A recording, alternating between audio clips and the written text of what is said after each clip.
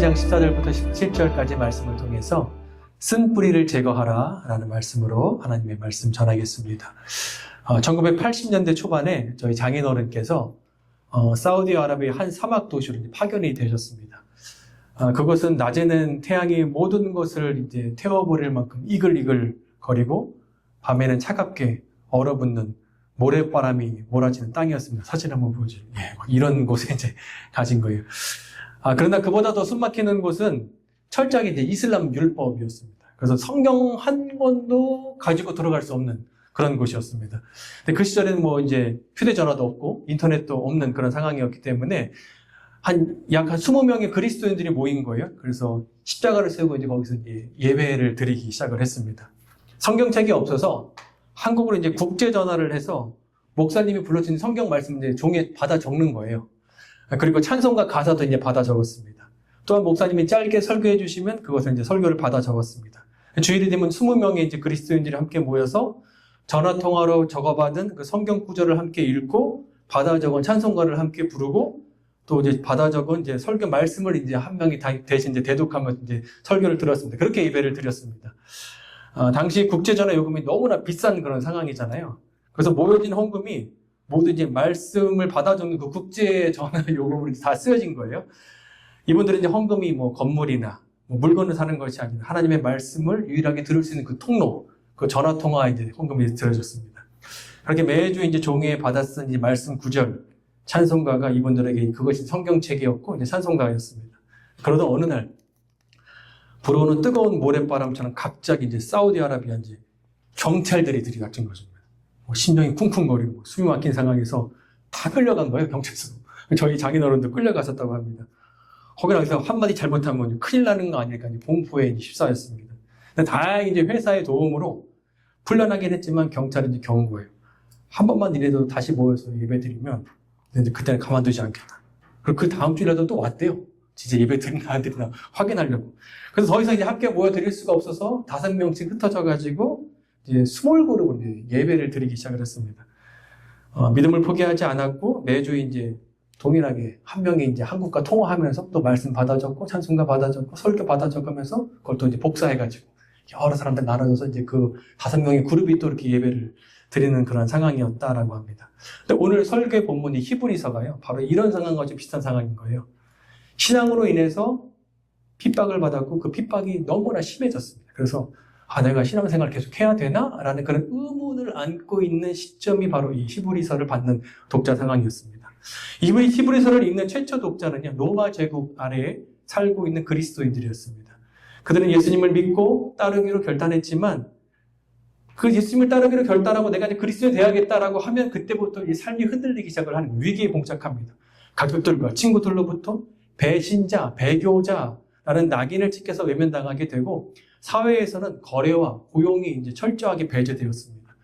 몰래 숨어서 예배를 드리는 상황에서 언제 로마 군인들이 들이닥칠지 모르는 두려움 속에 살고 있었습니다. 그럼에도 불구하고 그들은 포기하지 않고 모였습니다. 한밤중에 모이기도 하고 또 외진 골목 끝에 있는 작은 집에서 속삭이면서 그들이 찬양도 하고 눈물도 흘리면서 기도도 하면서 함께 예배를 드린 거예요. 그러나 이런 모임이 로마 제국에는 좀 이상하게 비춰지는 거예요. 당시 로마 사회는 이제 황제를 신격화해서 가이사 외에는 주님이 없다, 주가 없다라고 그렇게 고백을 했는데 그것이 국가적인 의무였는데 그리스도인들이 예수 그리스도가 나의 주님입니다라고 고백을 하는 거예요. 이는 로마 질서 정면으로 배치되는 상황이고 충돌하는 그런 신앙 고백이었습니다. 게다가 그리스도인들의 공동체 생활은 로마 사람들이 볼 때 좀 수상한 거예요. 가족도 아닌데 형제 자매라고 부르는 거예요. 그리고 자발적으로 자신의 돈을 들여서 나누기 시작을 합니다. 그리고 세상의 가치와 다른 삶을 살아가려고 노력을 하는 거예요. 그러니까 로마 입장에서 볼 때는 이것이 국가를 흔드는 어떤 위험한 집단, 단체일 수 있겠다, 세력일 수 있겠다라고 간주를 했습니다. 그래서 로마인들은 그리스도인들을 대대적으로 핍박을 했습니다. 원형 경기장에 끌고 가서 사자의 밥이 되기도 하고 십자가형을 처형하기도 하고 거리 이들을 등불처럼 불에 태워서 잔혹하게 죽이기도 했습니다. 이런 극심한 핍박은요, 교회 공동체 내부가 점점 흔들리기 시작을 하는 거예요. 일부 성도들은 믿음을 지키다가 목숨을 잃었고, 그래서 옆에 있는 형제 자매가 혹시 나도 그렇게 되는 거 아니야? 라는 두려움이 있었고 다시 유대교로 돌아가고 싶은 마음이 생기는 거예요. 유대교는요, 당시 로마 제국 안에서 이제 인정받는, 합법적으로 인정받은 종교였거든요. 그래서 그들은 회당에서 그들의 모습을 예배를 드렸습니다. 근데 기독교인들은 그렇지 못했어요. 그러니까 사실 내가 안전을 보장받을 수 있는 내가 다시 유대교로 돌아가면 어떨까라는 그런 마음이 있었습니다. 실제로 공동체로 떠난 이들도 있었어요. 남아있는 성도들도 내가 이거 믿음을 끝까지 지킬 수 있을까라는 그런 고민이 있었습니다. 이런 문제가 있었습니다. 내가 지금 겪는 고난이 헛되지 않을까? 하나님을 믿는데 왜 더 힘들어지는 걸까? 세상은 더 편안한 길을 가고 있는데 나는 왜 좋은 길을 가야 하는 것인가? 믿음을 지키다 보니 관계도 끊어지고 기회가 막히는데 이게 정말 가치 있는 일인가? 내가 예수님을 붙들고 있지만 혹시 하나님께서 나를 잊으신 건 아닌가? 끝까지 견디면 정말 하나님 나라가 나에게 임하는 것인가? 바로 이러한 흔들리는 상황 속에서 바로 이 히브리서 기자가 이 히브리서를 쓰면서 그들에게 편지를 보낸 상황입니다. 사랑하는 여러분도 혹시 이러한 의문을 혹시 갖고 있으시다면 오늘 이 설교가 당신을 위한 설교입니다. 하나님께서 시련을 통해서 시련 때문에 믿음이 흔들리는 우리에게 어떻게 영적 교훈을 주시는지 함께 하나님의 말씀을 통해서 배우도록 하겠습니다. 그 첫 번째는 믿음이 흔들릴 때 쓴뿌리를 제거하고 화평과 거룩을 쫓으라는 것입니다. 우리 14절 15절인데요. 우리 함께 읽겠습니다. 시작. 모든 사람과 더불어 화평함과 거룩함을 따르라. 이것이 없이는 아무도 주를 보지 못하리라. 너희는 하나님의 은혜에 이르지 못하는 자가 없도록 하고 또 쓴뿌리가 나서 괴롭게 하여 많은 사람이 이로 말미암아 더럽게 되지 않게 하고. 성도들 안에 쓴뿌리가 있었습니다. 근데 이 히브리서 기자가 말하는 이 쓴뿌리는 뭐냐면요. 신명기 29장 18절을 염두에 두고 쓴 거예요. 우리 신명기 29장 18절 우리 읽겠습니다. 시작. 당신들 가운데 남자나 여자나 가족이나 지파가 주 우리 하나님으로부터 믿음을 멀리하여 다른 민족의 신들을 섬기려고 해서는 안 됩니다. 당신들 가운데 독초나 쓴 열매를 맺는 뿌리가 있어서는 안 됩니다. 모세가 언급한 이 독초, 쓴 열매를 맺는 뿌리는 마음으로부터 하나님을 멀리하고 다른 신을 섬기는 우상숭배, 배교를 말합니다. 지금 모세가 이제 광야에서 태어난 2세대들이 약속의 땅, 그 가나안 땅으로 들어갔는데 거기에 너무나 많은 이방신들이 있는 거예요. 근데 이들이 광야에서 하나님만 섬기다가 많은 이방신들을 보면서 혹시 그들이 배교할까, 하나님으로부터 멀어질까 봐 두려워하는 마음에 너희가 그 쓴 뿌리, 그 배교, 우상숭배를 버려야 한다라면서 경고하는 말씀이었습니다. 그리고 히브리서 기자가 이 말씀을 그대로 따와서 마음이 움직여서 다시 유대교로 돌아가려는 그들에게 다시 이 쓴 뿌리를 언급을 한 것입니다. 줄기, 잎, 열매는 우리가 눈에 보이잖아요. 그러나 뿌리는 우리가 눈에 보이지 않습니다. 쓴 뿌리도 마찬가지입니다. 매주 우리가 교회 나오지만요, 쓴 뿌리를 가진 자들이 있습니다. 마음 깊은 곳에 있는 거예요. 눈에 잘 보이진 않아요. 그러나 쓴 뿌리는요, 열매를 맺게 됩니다. 15절 하반절인데요. 함께 읽겠습니다. 시작. 또 쓴뿌리가 나서 괴롭게 하여 많은 사람이 이로 말미암아 더럽게 되지 않게 하고. 하나님을 떠나가게 되면 우리 마음은요, 자기중심적이 되고 분노하고 불평하고 불신하고 냉소하고 원망하고 다툼, 미움, 상처가 마음에 자리 잡습니다.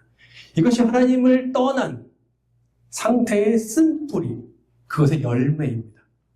괴롭게 하고 더럽게 한다라고 나오잖아요. 그럼 이 쓴뿌리를 방치하면요, 가족, 배우자, 자녀들, 교회 공동체까지 어려워집니다. 가정이 흔들리고요, 교회 공동체가 무너집니다. 화평이 사라지고 기쁨이 사라집니다. 그래서 쓴 뿌리는요, 개인의 문제뿐만 아니라 우리 공동체의 문제이기도 합니다. 리 할비 오스왈드라는 사람이 있었습니다. 태어날 때 불완전한 가정 속에서 태어났습니다. 그는 아버지를 얼굴도 보지 못한 채 잃었고 어머니는 여러 차례 재혼과 이혼을 계속해서 반복했습니다. 한 번 결혼이 무너질 때마다 집안이 극도로 긴장감과 불안정한 상태에 있었고 어린 오스왈드는 사랑과 안정 대신에 지속적으로 버림받아지고 단절되었다는 생각에 너무나 혼란스러운 어린 시절을 보냈습니다. 이 과정에서 왜 나만 이런 일을 겪는 거야? 라는 상처와 쓴뿌리가 마음속에 차곡차곡 자랐습니다. 학교에 다니면서 그는 어느 누구에게도 마음을 열지 않았습니다. 친구 관계도 오래 이어지지 못했습니다. 나는 아무에게도 친구가 되지 못한다 하는 고립감은 그를 점점 더 외롭게 만들었고 그 상처는 더 쓴 뿌리를 깊게 내리게 했습니다. 청소년기에 그는 방황적이고 반항적이고 공격적인 성향을 드러냈어요. 규칙을 어기고 계속해서 친구들 사이에서 갈등을 일으키는 거예요. 결국 고등학교도 끝내지 못했습니다. 사회의 분노가 너무나 강했어요. 이걸 좀 고치고 싶어서 해병대에 들어갔는데 결국 해병대에서도 적응하지 못하고 불명예 제대하게 되었습니다. 동료와 갈등하며 지속적으로 지내다가 이제 군대에서 징계를 많이 받은 것입니다. 그 안에 쓴뿌리가 더욱더 깊이 자랐습니다. 그 후에 결혼했습니다. 새로운 삶을 시작하려고 했습니다. 그 마음속에 아주 깊이 뿌리 박은 이 쓴뿌리 때문에 가정생활이 행복하지 않았습니다. 전쟁터 같았습니다. 가정이. 그는 쓴뿌리는 증오로 변했고 마침내 1963년 11월 22일 날 그가 총을 들고 달라스로 가서 한 사람을 향해서 총을 쏩니다. 그것이 바로 미국 대통령 존 F 케네디였습니다. 그를 암살하는 비극이 일어났습니다. 쓴뿌리가 이처럼 개인의 파멸뿐만 아니라 나라까지 흔드는 공동체까지 영향을 미칩니다. 시련의 쓴뿌리로 믿음이 흔들리는 이들에게 하나님께서 이렇게 말씀하세요. 14절인데요. 함께 읽겠습니다. 시작. 모든 사람과 더불어 화평함과 거룩함을 따르라. 이것이 없이는 아무도 주를 보지 못하리라. 먼저 모든 사람과 더불어 화평하라 라고 말씀하세요. 히브리서를 받는 초대교회 성도들은 핍박과 박해 가운데 교회 공동체가 이제 언제 찢어질지 모르는 그런 상황이잖아요. 막 불안한 그런 상황인 거예요. 근데 이것을 함께 견디려면, 이 핍박을 함께 견디려면 그들이 서로 화평해야 했어요. 그런데 화평은 저절로 이루어지지 않기 때문에 따르라는 명령을 합니다. 이것을 반드시 해야 되는 거, 화평해야 돼. 우리 삶 속에요. 쓴뿌리가 드러날 때 우리가 가장 먼저 해야 될 화평하기 위해서 용서하는 것입니다. 성숙한 그리스도인이 뭘까요, 여러분? 누군가는 찬양이라고 말합니다. 찬양하는 거. 누군가는 말씀에 대한 반응, 말씀을 듣고 아멘 하면 반응하는 거. 누군가는 기도라고 말합니다. 길게 오래오래 기도하는 거. 누구는 말씀 있는 거라고 합니다. 누구는 전도라고 합니다. 누구는 헌신이라고 합니다. 누구는 헌금이라고 합니다. 누구는 교제라고 합니다. 다양하게 말할 수 있습니다. 그러나 저는 성숙의 큰 지표가 용서라고 말하고 있습니다. 요한일서 4장 20절인데요. 우리 읽겠습니다. 시작. 누구든지 하나님을 사랑하노라 하고 그 형제를 미워하면 이는 거짓말하는 자니 보는 바 그 형제를 사랑하지 아니하는 자는 보지 못하는 바 하나님을 사랑할 수 없고. 우리가 주님을 사랑한다고 고백할 때 그 사랑은 용서로 나타나야 됩니다. 아니면 거짓말이라는 거예요. 작은 일에도 서운해하거나 쉽게 화를 내거나 남을 원망하는 것이 쓴뿌리의 열매라면 용서와 화평은 쓴뿌리를 뽑아내는 것입니다. 그러나 여러분, 용서가 쉬운가요? 누군가 저에게 물으실 거예요. 목사님은 용서가 쉽습니까? 제가 이제 50을 향해 가고 있는데 그동안 제가 제 안에 쓴뿌리가 없었겠습니까? 여러 사람을 만나지 않았겠습니까? 저를 서운하게 했던 사람도 있고 여러 가지 어려운 용서하기 힘든 사람도 있겠죠. 용서가 쉽지 않습니다. 그래서 용서는 내가 할 수 있는 게 아닙니다. 용서는 성령의 열매 있잖아요. 사랑, 화평, 오래 참음. 이 성령의 열매가 내 안에서 나타나야지만 그때 비로소 사랑과 화평과 오래 참음을 통해서 내가 성령의 힘으로 용서할 수 있는 것입니다. 그래서 용서는 내가 하는 것이 아니라 성령님이 하시는 것입니다. 그래서 우리가 용서를 하려는데 안 되면 나 실패했다라고 손 놓는 것이 아니라 하나님, 성령님 도와주세요 라면서 다시 그 방향으로 가는 것입니다. 내 힘으로는 할 수 없기 때문에 성령님께 도와달라고 기도하면 주님께서 하라고 하셨기 때문에, 따르라고 화평하라고 하셨기 때문에 그 화평을 이루는 용서의 방향으로 내가 계속해서 가는 것입니다. 이것이 시련으로 믿음이 흔들리는 성도들에게 하나님께서 히브리서를 통해서 주시는 말씀입니다. 14절인데 우리 한 번 더 읽도록 하겠습니다. 시작. 모든 사람과 더불어 화평함과 거룩함을 따르라. 이것이 없이는 아무도 주를 보지 못하리라. 그래서 하나님께서 거룩을 말씀하세요. 거룩함이 없이는 아무도 주를 보지 못한다.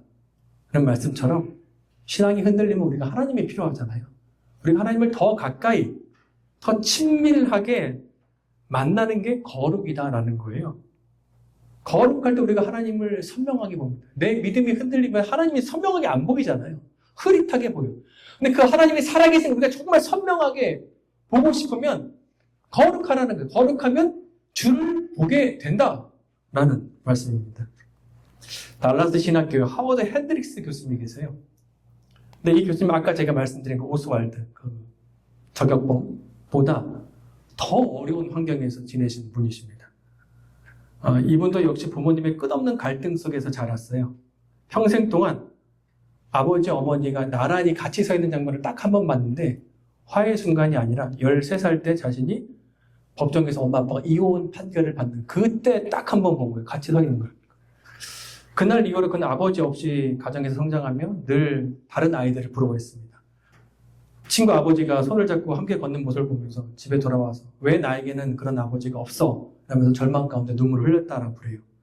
그 상태는 언제든지 쓴 뿌리를 자라 증오와 원망의 인생을 만들 수 있었습니다. 그러나 그는 오스왈드처럼 이 상처를 미움으로 키운 것이 아니라 대신 그가 이 쓴 뿌리를 성령님께 맡기며 기도했어요. 그는 자신을 떠난 아버지를 증오하기보다 성령님께 기도하며 아버지의 부재로 인한 상처를 원망으로 키우지 않았습니다. 대신 용서와 화평의 길로 나아갔어요. 그는 자신의 힘든 가정사를 성령님의 치유를 통해서 회복해 가고 있는 과정이다라면서 이걸 솔직하게 사람들에게 나눴고 학생들에게 나눴습니다. 그것이 수많은 가정들을 회복시키는 통로의 역할이 되었어요. 그의 상담과 가르침을 통해서 깨어진 부부가 회복이 되었고 무너진 자녀와 부모 관계가 회복이 되었습니다. 또 이런 가르침의 과정을 통해서 자신의 내면도 계속해서 치유되는 그런 과정이 있었습니다. 또한 헤드리스 교수님은요, 거룩함을 늘 추구했어요. 왜냐하면 자신은 하나님이 너무나 절실히 필요했거든요. 하나님을 가까이 보고 싶었거든요. 그래서 그가 날마다 거룩함으로 하나님께 더욱더 가까이 나아갔습니다. 늘 성경 앞에 무릎 꿇고 사는 사람이었어요. 그는 말씀과 기도 안에서 하나님과 친밀한 교제를 나누며 거룩을 삶의 원리로 삼았습니다. 그의 강의실에서 학생들은 단순히 그의 지식만 배우는 것이 아니라 그를 통해서 거룩한 그의 삶을 통해서 그 옆에 바로 살아계신 하나님을 느끼면서 그들이 강의를 들었다라고 말합니다. 쓴 뿌리를 증오로 키운 오스왈드는 세상에 비극을 남겼습니다. 그러나 핸드리스 교수님은 화평과 거룩으로 쓴 뿌리를 극복하며 전 세계 많은 영혼들을 회복하는 일을 하고 있습니다. 쓴 뿌리를 방치한다고, 무시한다고 해결되지 않습니다. 보이지 않지만 이 뿌리는 계속해서 자라서 언젠가 나의 삶을 통해서 열매를 맺게 되어 있습니다. 사랑하는 여러분, 화평을 쫓아 용서하시고 거룩을 쫓아 하나님과 더 가까이 가시기 바랍니다. 그때 우리의 삶의 쓴뿌리가 뽑혀지게 됩니다. 그래서 쓴뿌리가 뽑힌 그 자리에 성령님께서 일하셔서 성령의 열매를 맺은 우리가 되길 바랍니다. 우리 중에는요, 말 못할 쓴뿌리로 가슴을 쓸어내리는 사람들이 여기에도 있습니다. 이사야 말씀이 오늘 하나님께서 여러분에게 주시는 말씀이 되기 바랍니다. 이사야 30장 26절 함께 읽겠습니다. 시작. 여호와께서 자기 백성의 상처를 싸매시고 그들의 면면을 고치시는 날에는 달빛이 빛같겠고 햇빛은 7배가 되어 날의 빛과 같으리라. 하나님께서 통치하시고 다스리시는 하나님 나라의 백성에게는 어떤 일이 일어나는가? 희미했던 달빛도 태양처럼 밝아져서 작은 것들도 충만해지는 일이 있고요. 햇빛도 완전수 7배로 밝아져서 하나님의 충만한 임재 가운데 백성의 상처, 맞은 곳이 완전하게 싸매지고 치유되고 고쳐지는 일이 있을 거다라고 말씀합니다. 이 말씀이 오늘 우리의 삶에 적용되길 바랍니다. 우리 영혼이 하나님의 빛을 통해서 치유되고 회복의 역사가 있기를 소망합니다. 두 번째는요, 믿음이 흔들릴 때 어떻게 해야 하는가? 순간의 탐욕이 아닌 하늘의 것을 구하며 살아야 한다라는 것입니다. 우리 16절, 17절 우리 함께 읽겠습니다. 시작. 음행하는 자와 꼭 한 그릇의 음식을 위하여 장자의 명분을 파는 에서와 같이 망령된 자가 없도록 살피라. 너희가 아는 바와 같이 그가 그 후에 축복을 이어받으려고 눈물을 흘리며 구하되 버림바가 되어 회개할 기회를 얻지 못하였느니라. 하나님께서 시련으로 믿음이 흔들리고 있는 이들에게 순간의 탐욕이 아닌 영원한 하늘의 것을 구하라고 말씀하십니다. 하나님께서 일시적인 욕망, 탐욕을 두 가지로 말씀하시는데 하나는 음행이고요.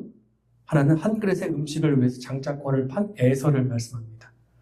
하나님께서 음행을 말씀하신 이유는 이 히브리서를 처음 읽는 이 최초 독자들이요, 머물고 있는 이 도시가 헬레니즘 문화로요, 굉장히 성적으로 방종되고 만연됐던 그런 도시였습니다. 신전에서는요, 공공연하게 성적인 의식이 진행되고 있었고, 사회에서는 매춘, 동성애가 아주 성행했습니다. 부유층의 난잡한 열애도 일반화되어 있는 상황이었어요.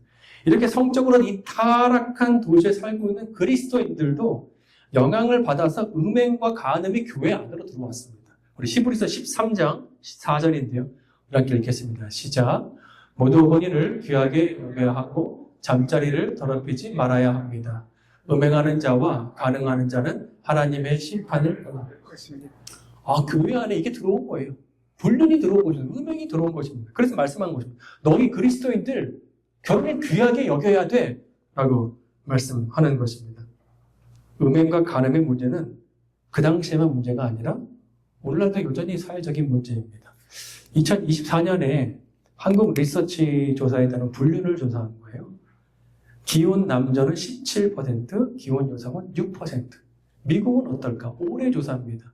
Institute for Family Study에서는 기혼 남성이 20%, 기혼 여성이 13%가 불륜을 했다라고 이렇게 말합니다. 시대와 문화를 막론하고 음행과 간음은 하나님께 세우신 공동체의 부부, 가정, 그리고 교회를 무너뜨리는 무서운 죄입니다. 그래서 하나님께서는요, 공동체를 무너뜨리는 음행을 버려야 한다라고 말씀하세요. 두 번째 또 버려야 될 게 뭐였죠? 아까 그 에서의 예를 들었습니다. 에서는요, 이야기는 이제 창세기에 나오는데요. 에서는 이제 아브라함의 손자입니다. 그리고 이삭의 아들이고, 그리고 야곱의 쌍둥이 형입니다. 그가 사냥해서 이제 에서가 돌아왔어요. 근데 얼굴은 이제 땀과 먼지로 가득했습니다. 너무나 배가 고픈 거예요. 하루 종일 짐승을 쫓아다니면서 사냥을 하다 돌아오니까 얼마나 다리도 풀리고 배가 고프겠습니까? 그런데 너무나 맛있는 냄새가 집에서 나는 것입니다. 동생 야곱이 붉은 죽, 팥죽을 끓이고 있었습니다. 그 고소한 냄새가 너무나 침을 흘리게 만들었습니다. 그래서 이렇게 말합니다. 야곱아, 내가 지금 너무나 배고픈데 그 죽 한 그릇만 좀 빨리 나한테 줘라. 내 동생 야곱이 잠시 눈을 치키더니 아주 차갑게 말합니다. 먼저 형이 그 장자의 명분을 내게 팔면 내가 주겠다. 이 명분이라는 게 지위를 말합니다. 권한을 말합니다. 그걸 자신의 장자권을 나에게 줘서 내가 장자가 되게 해달라는 것입니다. 장자의 명분에 크게 세 가지 특권이 있었거든요. 먼저는 아버지 유산의 형제들보다 2배를 받는 게 장자의 특권이었습니다. 그리고 가문의 지도자, 리더 역할을 했습니다. 마지막으로 하나님께서 할아버지 아브라함에게 약속한 언약이 있었거든요. 그것은 땅과 자손과 명예의 축복인데 이것이 계속해서 이어지는 그런 축복을 받는 것이 장자의 축복이었습니다. 그러나 너무나 배가 고팠던 이 형 에서가 지가 배고파 죽겠는데 무슨 이 장자권이 무슨 필요가 있어라면서 그러나 동생한테 그냥 너가 해라, 그러니까 형 해라 하면서 그냥 급하게 팥죽을 먹었습니다. 그래서 결국 에서 대신 동생 야곱이 아버지 이삭으로부터 장자의 축복을 받게 됩니다. 그래서 성경은 언약의 이 축복의 계승이요, 아브라함, 이삭, 에서가 아니라 아브라함, 이삭, 야곱으로 흐그러지는 것을 보게 됩니다. 뒤늦게 아버지가 이제 동생 야곱에게 장자의 축복을 했다는 소식을 듣고 울면서 아버지에게 달려가면서 얘기를 합니다. 아버지, 혹시 축복 좀 남았으면 저도 좀 축복해 주십시오. 아버지가 이미 다 흘러가서 더 이상 저에게 줄 축복이 없다라고 말합니다. 돌이킬 수 있는 회개의 선택의 기회가 다 사라진 것입니다.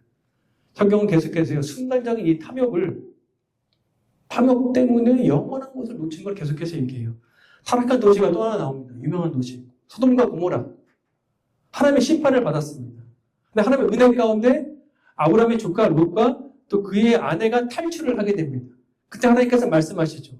결코 뒤돌아보지 마.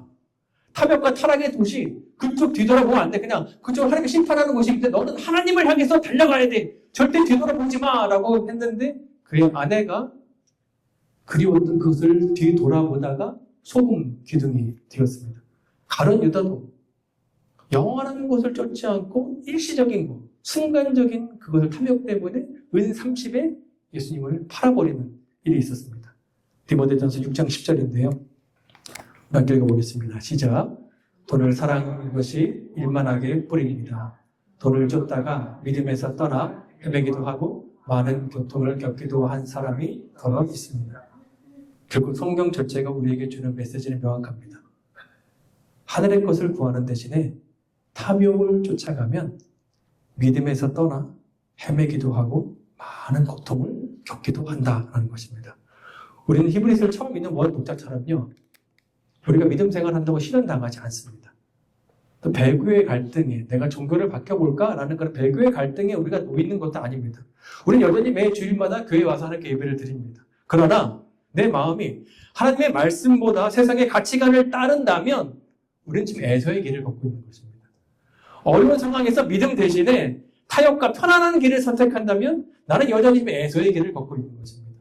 내 삶의 중심이 예수님이 아니라 성공과 돈과 명예와 인정이 될 때 우리는 영원한 하늘의 것을 쫓아가는 것이 아니라 팥죽 한 그릇처럼 가볍게 우리가 에서의 길을 지금 따라가고 있다는 것입니다. 사랑하는 여러분, 순간의 탐욕이 아니라 하늘의 것을 구하며 사는 저 우리 모두가 되길 바랍니다. 아멘. 하나님께 참되게 드리는 예배, 하나님께 드리는 기도, 우리의 삶을 붙잡아 주시는 성경 말씀을 읽는 것, 사람들을 하나님께로 인도하는 전도, 하나님과 친밀하게 교제 나누는 것, 이웃을 사랑하고 섬기는 것, 하나님 나라가 이 땅에 세워질 수 있도록 노력하는 것, 이것이 우리가 영원한 가치, 바로 하늘의 것을 쫓아 사는 것입니다.